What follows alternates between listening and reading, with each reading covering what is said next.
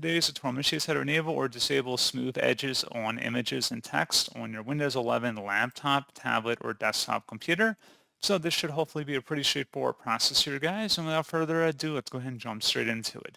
So all you have to do is open up the search menu and type in settings. Best results, come back with settings. Go ahead and open that up.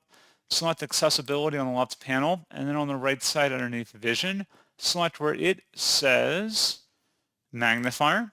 And then scrolling down underneath appearance where it says smooth edges on images and text, toggle this on or off depending on your preference, and that's what you have to do.